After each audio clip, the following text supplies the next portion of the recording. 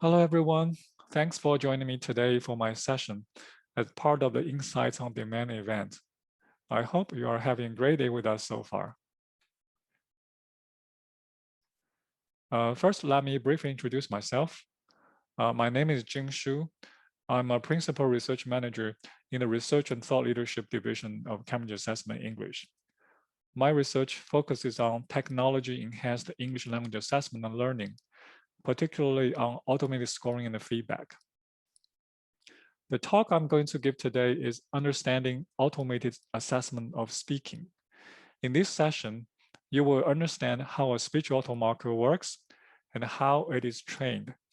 You will also learn to pose the right questions to test developers in order to assess the suitability of automated assessment for your own educational contexts. In this talk, I will begin with a discussion on different modes of speaking assessment. Then I will address some basic concepts of automated speech evaluation, including the architecture of a speech automarker, automarker training and evaluation, and some limitations of automated speaking assessment. Finally, I will provide a list of questions to allow language teachers and learners to judge if automated assessment meet their assessment needs. There are different models of speaking assessment that a testing program can adopt. They can be generally categorized by two parameters, the test delivery method and the scoring method.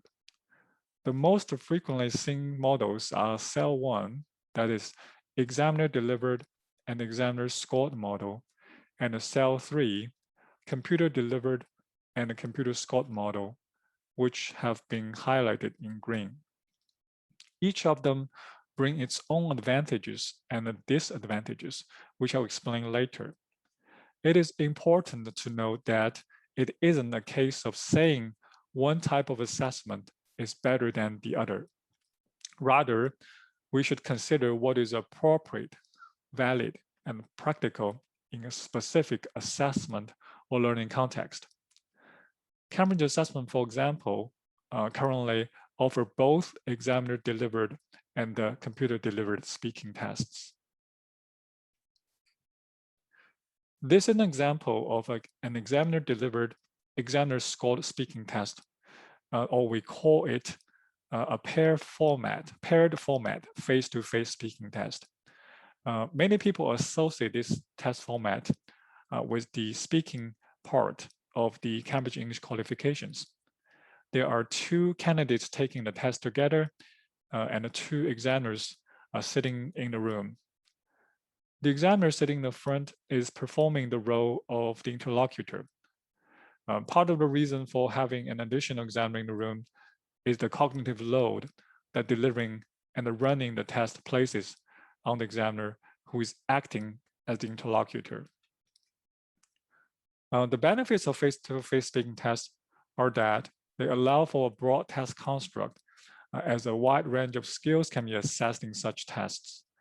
Candidates may be asked to answer questions, engage in role-play activities, or collaborate with a speaking partner in solving a problem.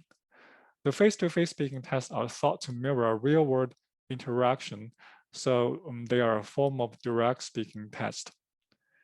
Face-to-face speaking tests generally have very positive washback on teaching and learning. That is, when the candidates are preparing for such tests, they're improving the speaking skills that are essential for daily communication. And the face-to-face speaking tests are not too much reliant on technology. However, these tests also face a number of challenges. It is resource intensive to train examiners so that they can deliver test questions and mark responses consistently. Examiner training is typically costly and time consuming. It is also important to manage examiners' workload so that their marking is not affected by fatigue. It is also difficult to minimize the impact of speaking partner on candidate performance.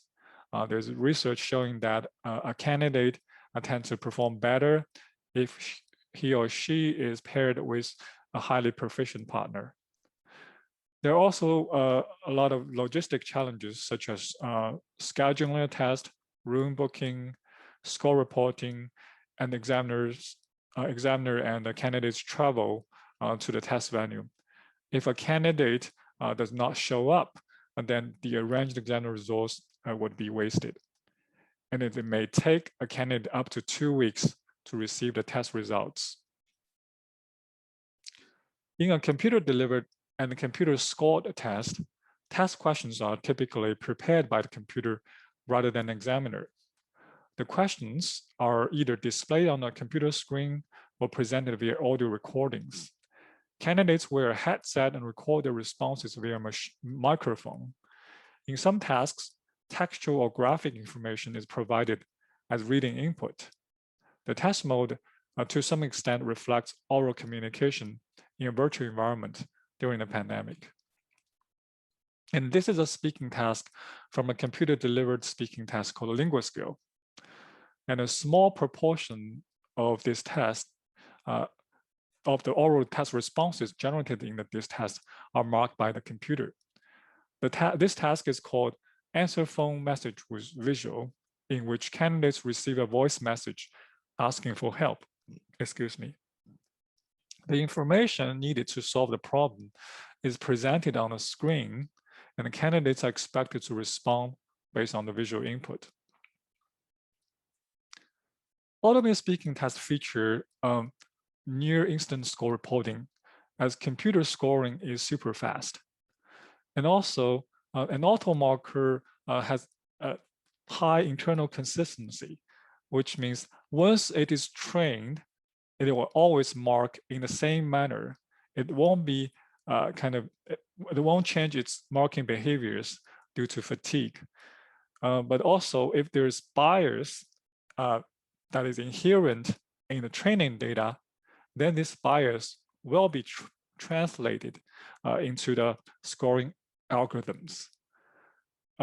Automated speaking tests also allow on-demand testing. So candidates no longer are required to book an appointment.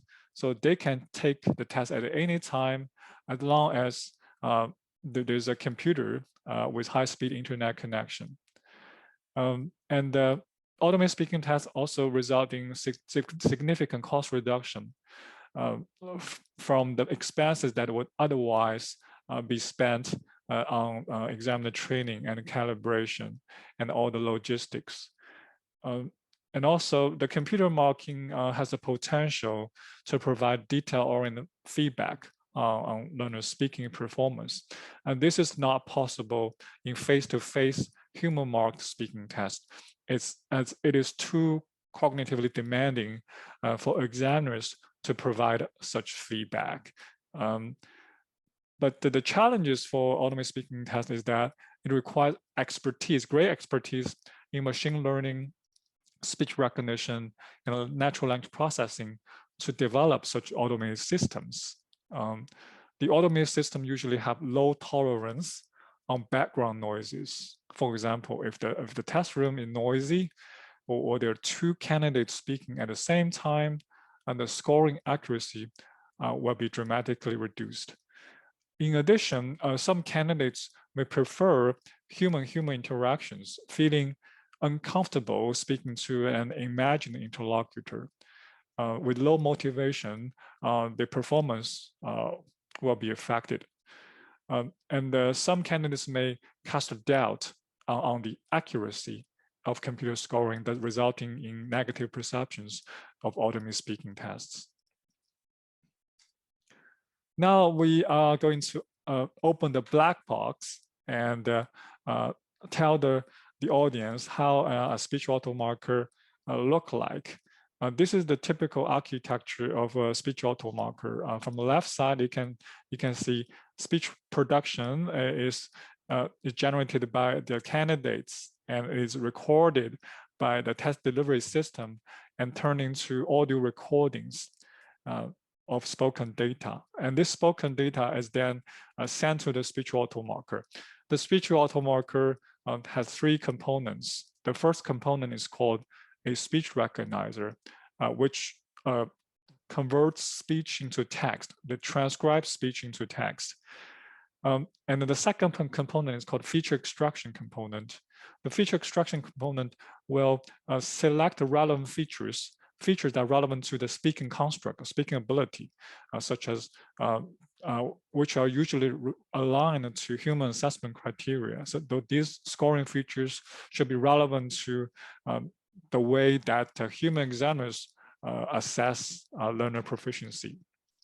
So these features may include vocabulary use, grammatical accuracy, complexity, fluency, and also pronunciation. Now I'm gonna unfold these ideas later. And then the last component is called a grader. So grader is basically a predictive model, a statistical model. It will take the features, the features extracted from learner's speech as predictive variables. And based on statistical model, it will predict the overall proficiency of a candidate. And this is trained by human annotated data, which I'm going to talk about later. So these are the three main components of a speech automarker. It takes in speech input and produce output in terms of test scores. Okay, so this is the speech recognizer. This picture shows two components of the speech recognizer. On the left side is called acoustic model. So acoustic model basically taking audio signal and then maps sound to phonemes and the words. On the right side of the picture is called language model. The language model estimates the probability of a hypothesized word or sequence based on training corpora. So basically, the speech recognizer has to be trained with a collection of native speakers kind of speech transcriptions. So it will predict what are some likely sequences that will be seen in learner's speech. To give you an example, if the speech recognizer receives an input like recognize speech, so it can transcribe the speech in two different ways. It can transcribe recognize speech, which is the correct answer, or recognize speech, which is also possible. It's also perfect sound to word mapping. But based on the corpora, recognize speech is a low frequency sequence. It never appears in a corpus. So it will predict that recognize speech on the left is a more probable answer, more probable transcription of the speech input. To evaluate the performance of a speech recognizer, a metric called word error rate is often used, or WER, word error rate. So this picture shows the word error rate on a speech recognizer, of a speech recognizer on different English accents, or English speech produced by different L1 groups, ranging from Gujarati, Arabic, Dutch, French, Polish, Thai, and Vietnamese. The taller the bar is, the more erroneous, the more errors the transcription contains.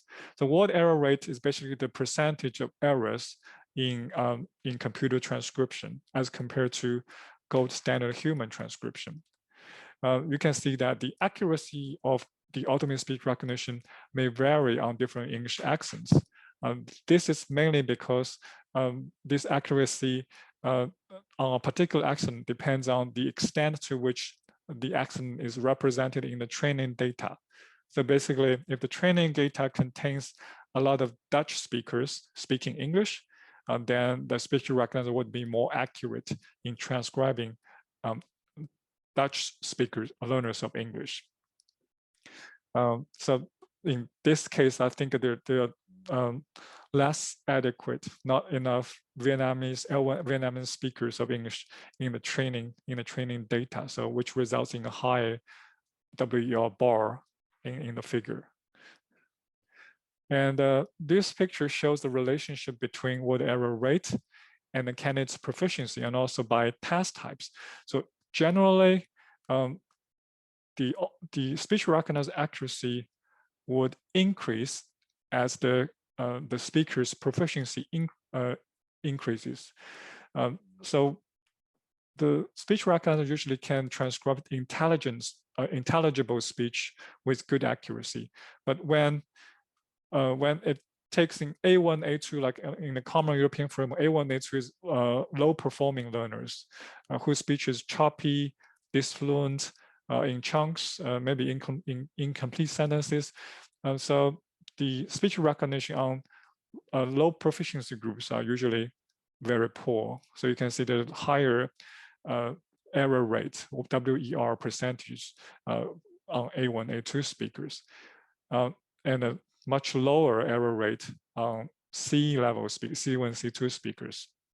So C1, C2 speakers usually pronounce more clearly, speak more fluently, and actually the language model will predict their transcription in a better way. On the other hand, you can see that we have two different types of speech. One is spontaneous speech, and the other one is reading aloud speech. And typically, spontaneous speech is more difficult to transcribe. You can see the error rate on spontaneous speech is higher than read aloud speech. And read aloud speech is highly predictable. So the speech recognizer should receive the text input that the candidate is reading. So it's easier to transcribe such type of speech. They're kind of constrained speech. This table shows the typical scoring features in a grader. So the grader will extract relevant features and to predict a candidate's overall proficiency. So these features actually are sort of developed by the machine learning experts and who are also specialists in language assessment. So the idea is to map the automated scoring features to the human assessment criteria. So there are about 6 categories of which reflect the subconstruct of speaking ability. Excuse me. So it is noteworthy that all the automated scoring features are approximations of the assessment criteria used by human examiners.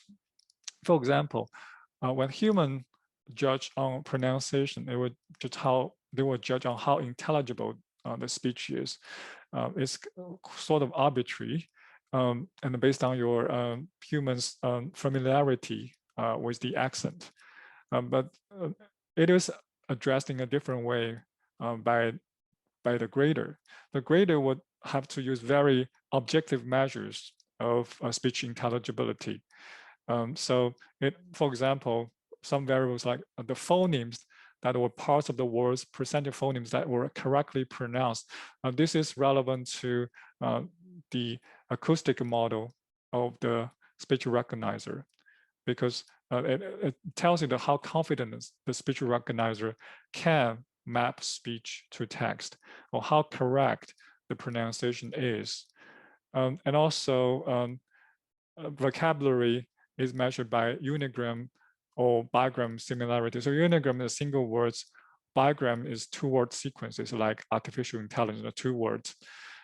Similarity means the grader will compare all the bigrams in the speech transcription with someone that we know are a good speaker, like C1, C2 speaker, or someone we know that are B1, B2 speakers. So how similar this speaker's bigram distribution is similar to some candidates we already know from the training data. And also for vocabulary, the grader will probably count the number of non-formulaic expressions in speech. So formulaic sequences like collocations are very good predictors of a learner's proficiency, like throw a party rather than create a party. Create a party is not native-like. So it will look for those formulaic sequences in learner's speech to see how frequent the learner uses native-like collocations. And then there are some grammatical features, which is called post-tag similarity. So post-tag is part of a speech tagging, which I'm going to talk about in the next slide, and a depth of grammatical parse tree, which is used to measure the complexity of grammar in speech. I'm going to talk about this in the next slide. And the fluency features are based on acoustic features. So the grader does not rely on the transcriptions, which is generated by the speech recognizer, but directly from the speech input.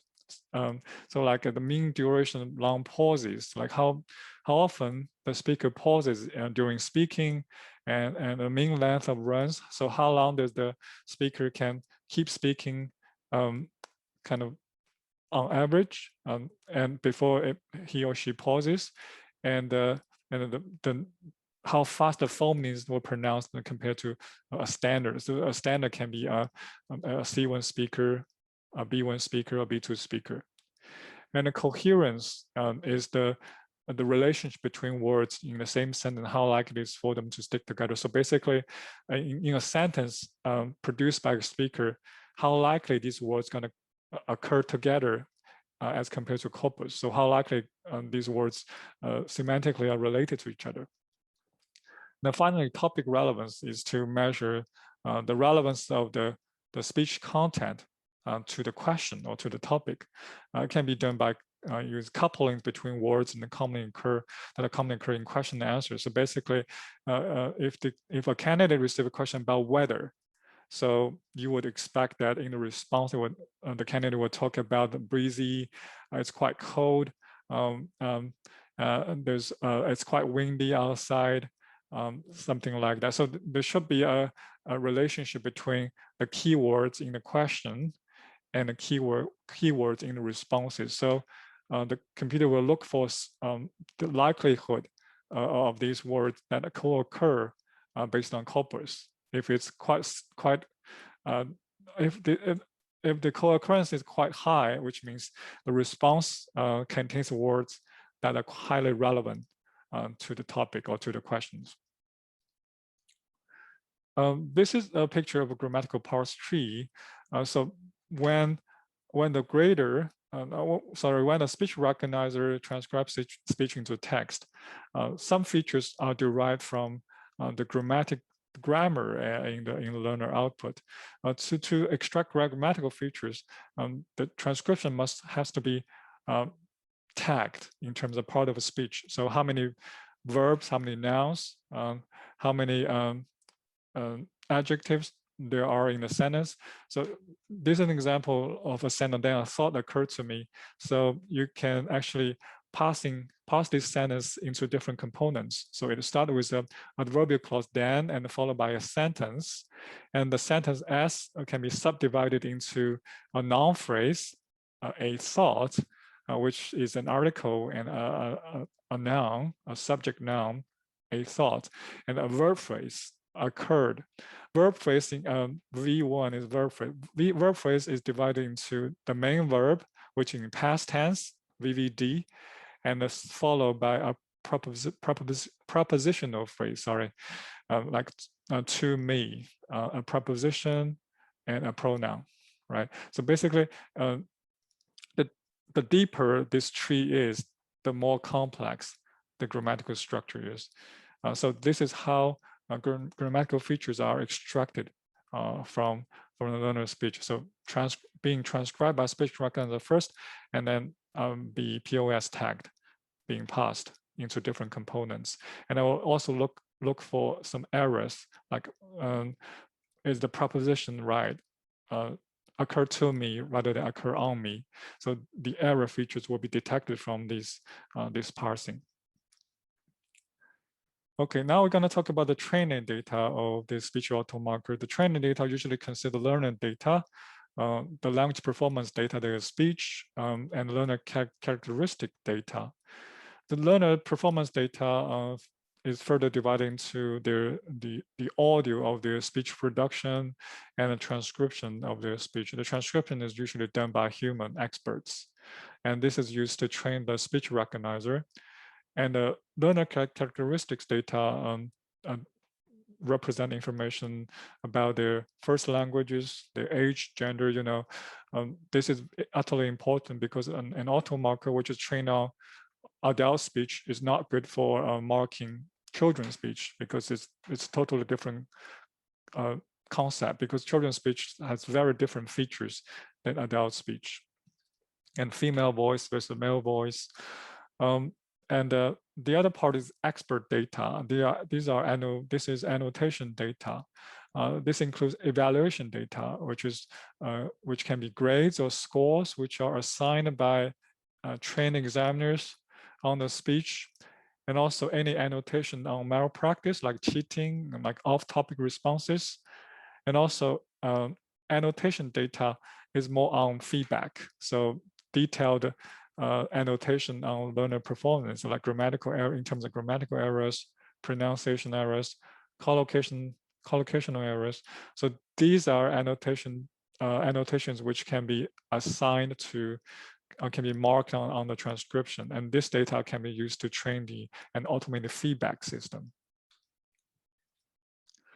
Now we're going to talk about a little bit Automarker evaluations. I'm going to talk about three very basic measures. The first measure is percentage agreement between the Automarker and the human examiners. If the Automarker is trained to assign CEFR grades, then a very simple way to measure accuracy is the human-machine agreement. So in what proportion does the Automarker and a human assigned award the same CFR grade, which is called exact agreement. And the JSON agreement is that there's a difference within one CFR level between the Automarker grade and the human grade.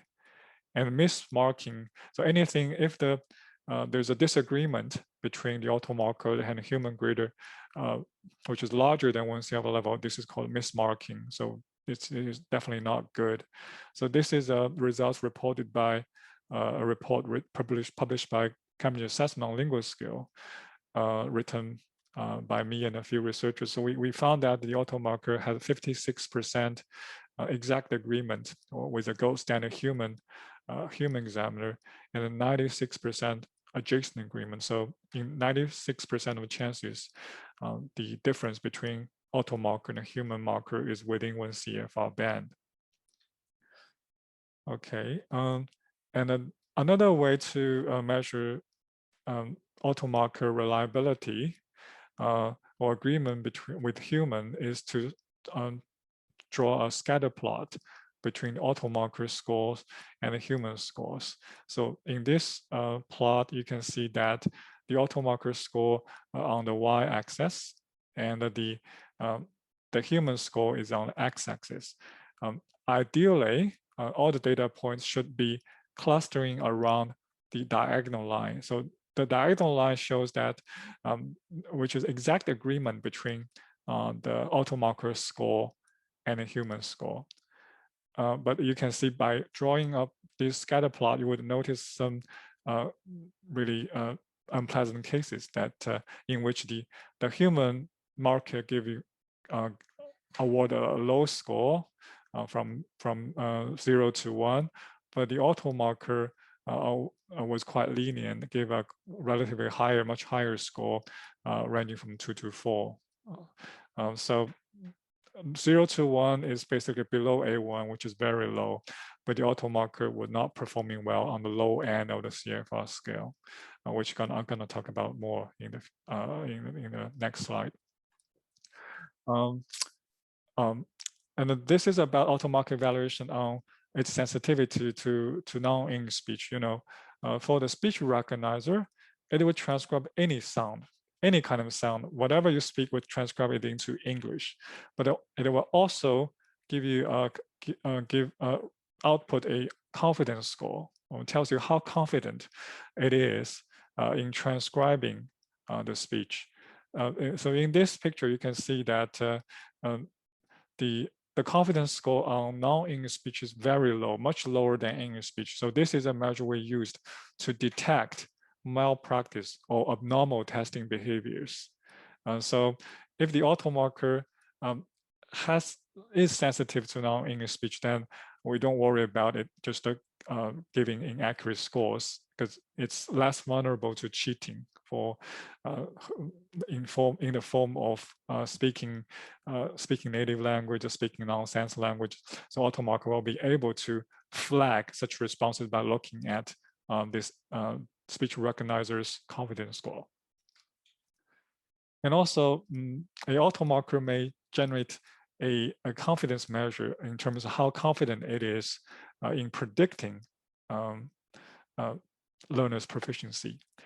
This is typically based on the similarity between the test responses and the training data. So if the test response is not like is unlike to the training data at all, then the automarker usually will indicate low confidence in marking the response. So in this picture, you can see that on the y-axis is the difference between the automarker score and the human score. And the x-axis is confidence value. So when the automarker is confident, when confidence is over 0.9 or 90% confident, you can see all the data points are clustered together below 1 on the y-axis. So below 1 means the difference between automarker score and the human score is within 1 CFR level. This means, so if we only allow the automarker to mark responses that it is confident with, then the automarker reliability is pretty good. So the automarker and the human score difference is relatively small. It also tells that automarker confidence measure is useful for predicting the accuracy of automated scores. So based on this, in Cambridge assessment for lingual skill, we had a hybrid marking model, which means the AI automarker is the speech automarker. It will indicate whether it's confident or not confident in marking test responses. If it is confident, we will release the computer scores right away. But if it's not confident, the response will be escalated to a human examiner. So a human examiner's marking will override the original automated score. And at this point, only a very small proportion of test responses are marked by the computer marker or the auto marker, because we set a very high bar right now to make sure that no unreliable auto marker score are released to the candidates. And in addition to giving automated scores, an automated system can also be trained to provide a diagnostic feedback on learner performance. So we have an Automarker called, which is used to support an online speaking practice app, which is called Speak and Improve. So in this app, you can practice free speaking tasks and then receive a score instantaneously. The score is based on CFR, and it is trained based on lingual skill and BULAT's data. And we are currently also developing some sub-features in score reporting, like learners' strengths and weaknesses in fluency, pronunciation, and grammatical accuracy.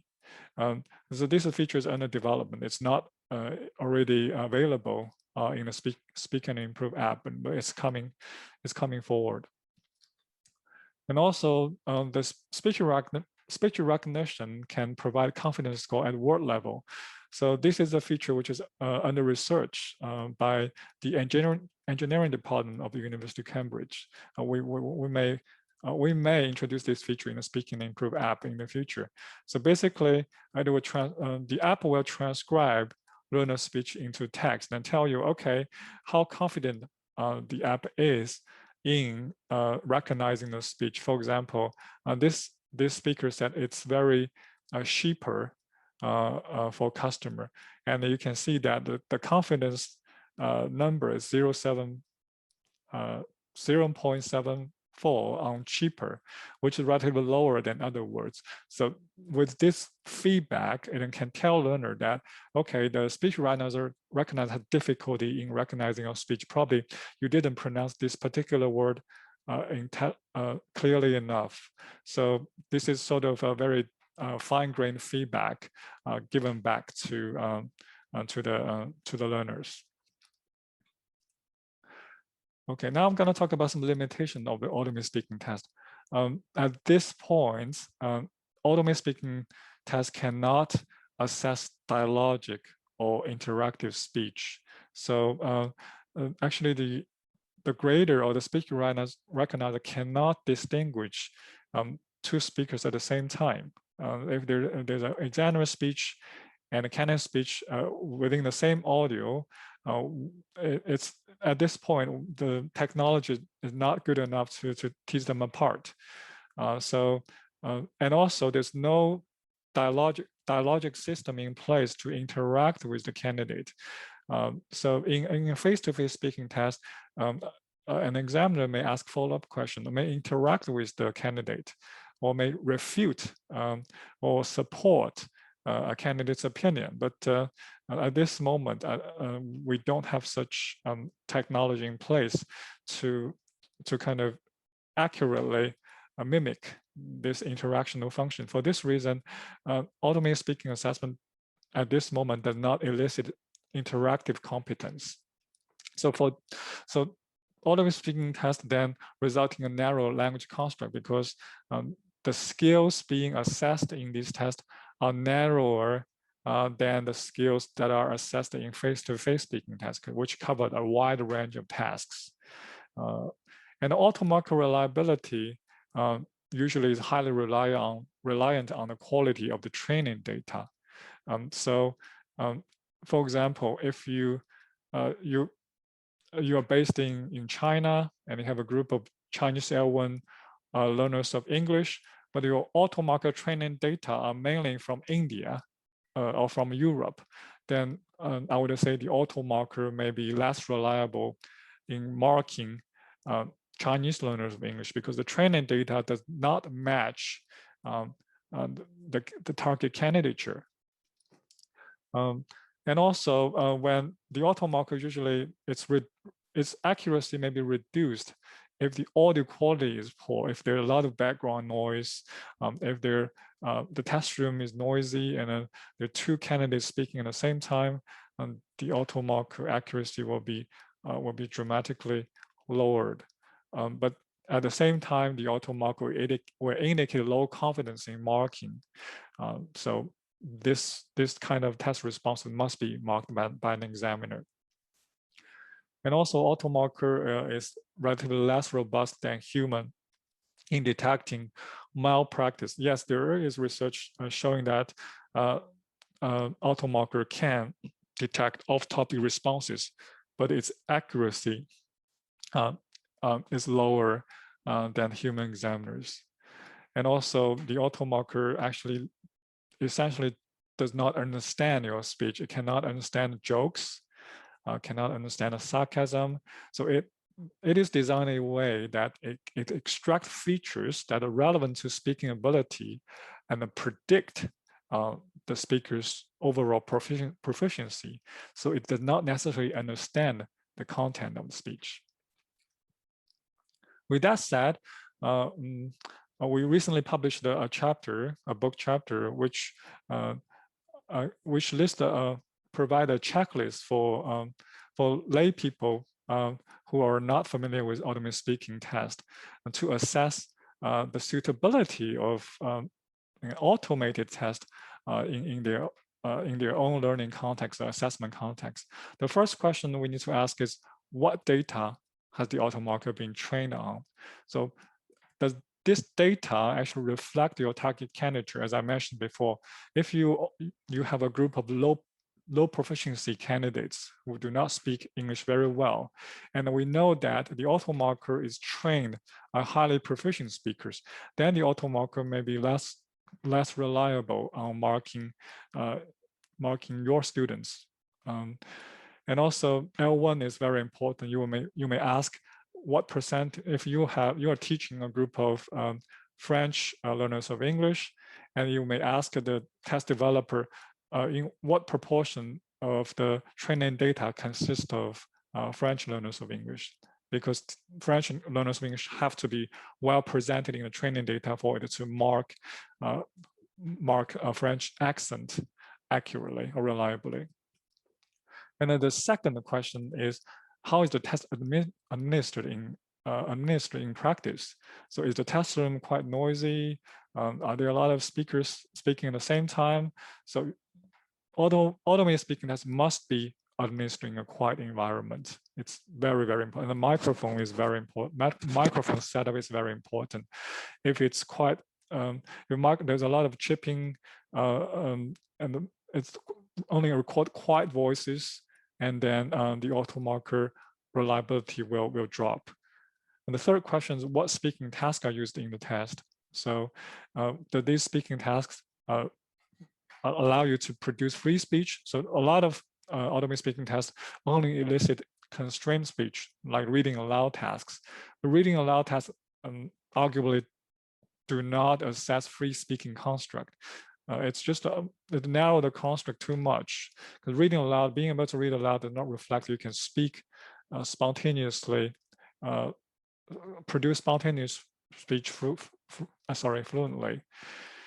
The fourth question, what scoring feature extract to inform a score? So basically you look at the scoring, whether the scoring features map onto the human assessment criteria, whether pronunciation, grammar, fluency, and vocabulary are covered in these scoring features. And the fifth question, what is the potential for cheating on the test? This depends on the stakes of test. If it's a practice test, I don't think cheating is a problem, but if it's a high stakes test, then automated speaking test may not be the right choice, because we know that at this stage, the Automarker is less reliable in detecting cheating than human examiners. And the sixth question is, what is the impact of test on language learning? So would learners be less motivated in sitting a automated speaking test? Do you expect learners to develop their interactional competence? So I think an automated speaking test is quite good in doing some self-assessment, like giving an estimate how good you are. But for interactional speech, develop interactional speaking ability, automated speaking test is not a kind of a good tool. And the seventh question is there a good fit between the purpose of and stakes of the test and the test used? So this is actually the testing purpose. As again, I said, automated speaking test may be good to provide instant feedback, giving a rough estimate of your overall proficiency.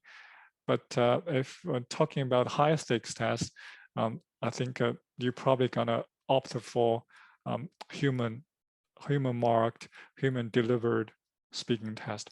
All right, I think that's all I want to cover.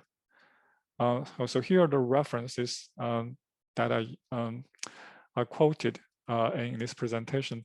I'd like to draw your attention to the second quotation, which is the book chapter that we just published about unveiling the Automarker's structure and how learners can assess the suitability of automated assessment for their own learning context or assessment contexts. All right, and thank you very much for joining me, and I hope you will enjoy the rest of the Insights on Demand event.